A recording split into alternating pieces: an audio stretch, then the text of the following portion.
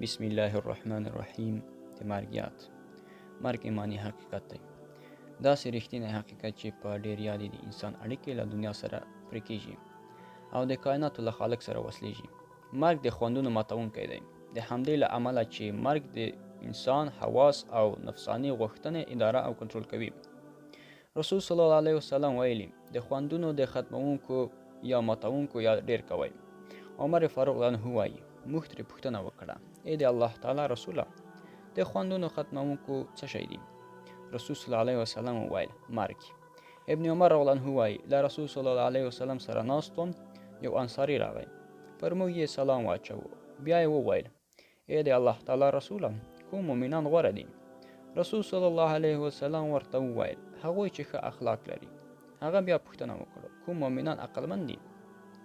رسول صلی الله علیه وسلم ورته وویل هغوی چې د مرګ یاد ډېر کوي او له مرګ نه وروستیو حالاتو لپاره تیاری نیسي همدوی عقلمند دي. امام ترمذي د شداد بن اوس رضی الله عنه په روایت حدیث نقل کړی. رسول صلی الله علیه وسلم ویلي عقلمند انسان هغه دی چې خپل ځان وپېژني او ځان سره حساب وکړي او له مرګ نه وروستي ژوند لپاره عمل صالح وکړي. او قمقل انسان هغه دی چې ځان د خپل نفسي غوښتنو غلام او پیرو کړي او پر الله تعالی هیلې تړي. انس رضی الله عنه د حدیث راوی دی. رسول صلی الله علیه وسلم ویلي د مرګ یاد ډیر کوئ ځکه د مرګ یاد ګناهونه له منځه وړي او دنیا کې انسان ته پرهیزګاري وربخي. دغه راز حدیث کې راغلی یوازې مرګ د وازې په څیر بس دی. اوکې ګرانو اوریدونکو، مرګ د ټولو خوندونو ختمونکی دی او عالمان وایي چې د مرګ په ډیرو یادولو سره هیله لنډې شي او دا خبره سمه ده چې کله په انسان کې حرص او اوږدې هیلې کمزوري شي انسان د نیکبختۍ په لور ګامونه پورته کړي، ځکه اوږدې هیلې له دنیا سره اوږدې اړیکې انسان ته یادوي. حرص یې هم ځوانېږي او د حرص او اوږدو امید له امله د الله تعالی عبادت او معرفت نه پاتې کیږي. د رسول صلی الله علیه وسلم ملګری او د اسلامي نړۍ لومړی خلیفه ابوبکر صدیق رضی الله عنه بیا د مرګ یاد د ښه او اوږده ژوند راز بولي. وایي مرګ په یاد ولرئ ژوند به مو اوږد وي، او په بل ځای کې فرمایي مرګ را په زړه کړئ نو هغه به تاسې ته ژوند راوبخي. ابودرداء رضی الله عنه وایي درې څیزونه د خلکو بد شي خو زما خوښ دي.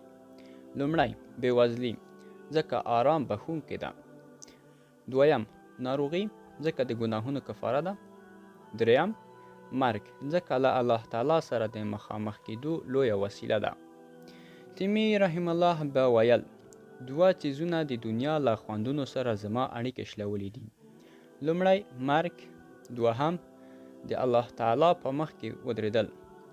عمر بن عبدالعزیز رحم الله به عالمان راټول کړل، بیا به یې په ګډه د مرګ، قیامت او آخرت داسې مذاکره او یو تر بله سره یاد کوو چې دومره به یې ژړل تا به ویل ګوا چې جنازه یې مخې ته ایښې ده. سفیان ثوري رحم الله به چې کله مرګ یادوو بیا به یې تر ډېرو ورځو خوراک او څښاک نه کوو. که چا به ترې پوښتنه وکړه ویل به یې نه پوهېږم. عبدالقادر جیلاني رحم الله بیا یې د نفساني ناروغیو درمل بولي او وایي مرګ یاد ساتل د نفس د ټولو ناروغیو درمل دي. اسلامي عالمانو لیکلي څوک چې د مرګ یاد ډېر کوي هغوی پر دریو نعمتونو نمانځل کیږي. لومړی په بیړنۍ توګه هغوی ته د توبې کولو وړتیا ورکول کیږي. دوهم د زړه قناعت. دریم په عبادت کې خوشحالي. او څوک چې مرګ هیر کړي پر دریو طریقو عذاب ورکول کیږي. لومړی د توبې کولو له توفیق څخه بې برخې کیږي. دوهم د کفایت په اندازه په ورکړل شوي برخه نه راضي کېدل. دریم او په عبادت کې لټي او ټنبلي په برخه کیږي.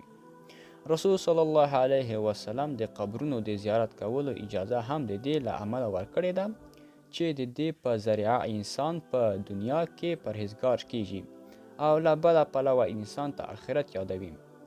افلاطون بیا وایي دنیا تل د هوښیارانو په مرګ او د جاهلانو په ژوند اوښ کې تویوي.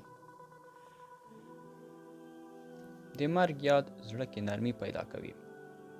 وایي چې عایشه رضی الله عنها ته یوه ښځه راغله د خپل زړه د سختوالي نه شکایت ورته وکړو.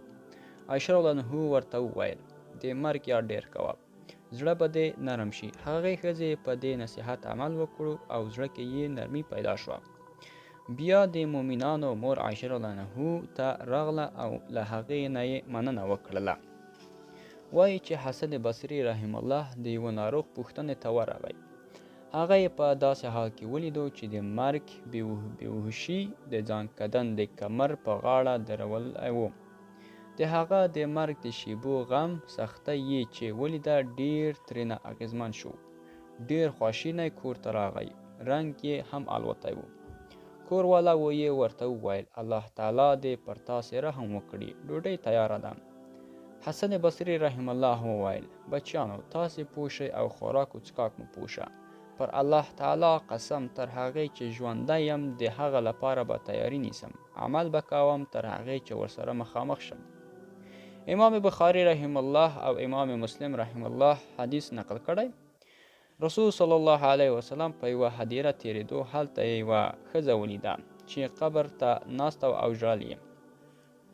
رسول صلی الله علیه وسلم ورته وویل له الله تعالی څخه وویرېږه او صبر وکړه. له دې حدیث نه معلومیږي چې د قبر څنګ ته ژړا روا ده، خو تر هغې چې د جاهلیت د دود په څېر ژړا چغې او فریادونه نه وي. داسې ژړا چې زړه دردمن کوي، سترګې ژړوي، له سترګو اوښکې تویېږي، د رحمت او د زړه نرمي او خواخوږي له امله وي. دا مهال هم یو شمېر خلک د کورنۍ د غړي د مرګ پر مهال داسې کړنې سرته رسوي چې اسلام یې غندي او د دې کړنې اړیکې د جاهلیت له زمانې سره تړي. د بیلګې په توګه پر مړي د ژړا پر مهال مخ وهل، ګریوان څیرول، د سر ویښته ویستل، پر مړي ځان غورځول، د مړي لاسونه راپورته کول او پر خپل مخ وهل او دې ته ورته نور کړنې ترسره کول د اسلام په سپېڅلي دین کې ځای نه لري. محمد مصطفی صلی الله علیه وسلم ویلي هغه څوک زموږ له امت څخه نه دي چې پر مړي د ژړا پر مهال مخونه وهي، ګریوانونه څیروي او د جاهلیت د زمانې د خلکو په څیر غوږونه پورته کوي. ځینې خلک د خپلو مړو داسې ستاینه کوي چې حقیقت نه لري. که حقیقت ولري هم امام بخاري رحم الله دا کړنه په ناروا ستاینه کې شمیري. یو شمېر خلک په طبیعي او کله په غیر طبیعي ډول پر ځان پیریان راولي، ځان راغورځوي او د خلکو پام ځان ته را اړوي.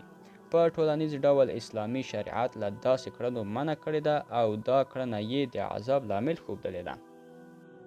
دا وه زموږ نننۍ خپرونه. تر بلې خپرونې مو په لوی پاک او مهربانه خدای پاک سپارم. السلام علیکم ورحمة الله وبرکاته.